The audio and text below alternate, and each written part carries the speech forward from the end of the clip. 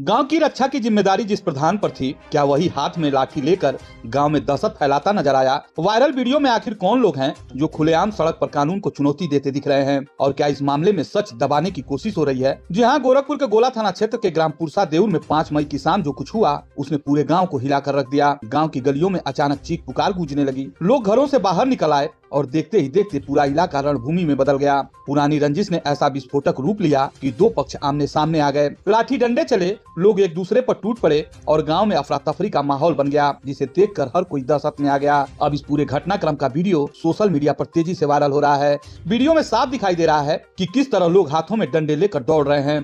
कुछ लोग गुस्से में चीख रहे हैं तो कुछ खुलेआम सड़क पर हंगामा करते नजर आ रहे हैं। वीडियो देखकर ऐसा लग रहा है कि मानो गांव में कानून व्यवस्था नाम की कोई चीज ही नहीं बची। लेकिन सबसे बड़ा सवाल यही उठ रहा है कि आखिर गांव में ऐसा माहौल बना कैसे। क्या यह सिर्फ पुरानी दुश्मनी का मामला है या फिर गांव की राजनीति और दबदबे की लड़ाई ने इस विवाद को और खतरनाक बना दिया। बताया जा रहा है कि इस पूरे विवाद में एक पक्ष गाँव के प्रधान पन्ने लाल का है, जबकि दूसरा पक्ष इंदल चौहान का बताया जा रहा है। इंदल चौहान का आरोप है कि 5 मई की शाम करीब 5:30 बजे ग्राम प्रधान पन्नेलाल अपने कई साथियों के साथ उनके घर पे पहुंचे।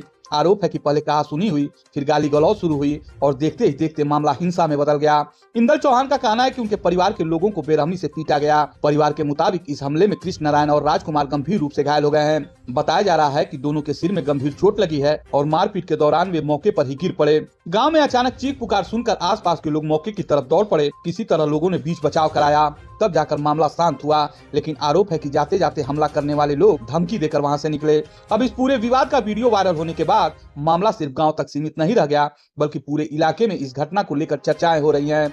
लोग सवाल उठा रहे हैं कि आखिर गांव में खुलेआम इस तरह की हिंसा कैसे हो गई। सबसे ज्यादा चर्चा एक बात को लेकर हो रही है कि जिस व्यक्ति को गांव वालों ने प्रधान चुना था, जिसके कंधों पर गांव की सुरक्षा और शांति व्यवस्था बनाए रखने की जिम्मेदारी है, अगर वही व्यक्ति हाथ में लाठी लेकर अपने गांव के ही महिला पुरुषों के पीछे दौड़ता दिखाई दे तो आखिर इसे क्या कहा जाए। हालांकि इस मामले में प्रधान पन्नेलाल का पक्ष सामने नहीं आया है। उनकी तरफ से अब तक कोई आधिकारिक बयान भी सामने नहीं आया। लेकिन वायरल वीडियो ने गांव में कई तरह के सवाल जरूर खड़े कर दिए हैं, क्योंकि वीडियो में जिस तरह लोग खुलेआम हमला करते दिखाई दे रहे हैं उसने गांव की सुरक्षा व्यवस्था पर बड़ा सवाल खड़ा कर दिया है। अगर समय रहते गांव के लोग बीच बचाव नहीं करते तो यह विवाद और भी भयावह हो सकता था। लेकिन कहानी में सबसे बड़ा मोड़ तब आया जब मामला पुलिस तक पहुंचा। इंदल चौहान का आरोप है कि उनके परिवार के लोग घायल हुए हैं, उनके लोगों का सिर फटा है, उनके लोग हॉस्पिटल में भर्ती हैं। इसके बावजूद पुलिस ने दोनों पक्षों की तरफ से मुकदमा दर्ज कर पूरे मामले को क्रॉस केस में बदल दिया। पीड़ित पक्ष का कहना है कि गांव के प्रधान का प्रभाव होने की वजह से पुलिस ने निष्पक्ष कार्रवाई नहीं की। उनका आरोप है कि जिन लोगों पर हमला करने का आरोप है वे अब भी खुलेआम गांव में घूम रहे हैं।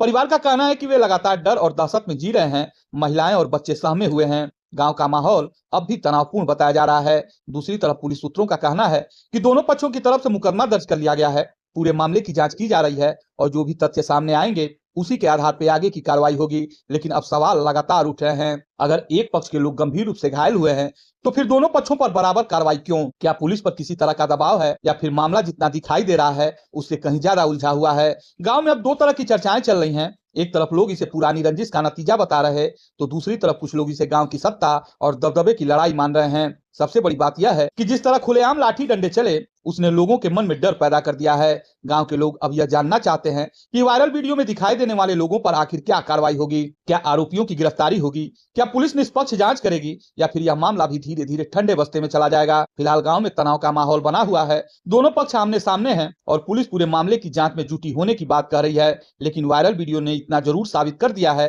कि गांव की पुरानी रंजिश अब खुलकर सड़क पर आ चुकी है और इसका असर सिर्फ दो परिवारों तक सीमित नहीं बल्कि पूरे इलाके में महसूस किया जा रहा है।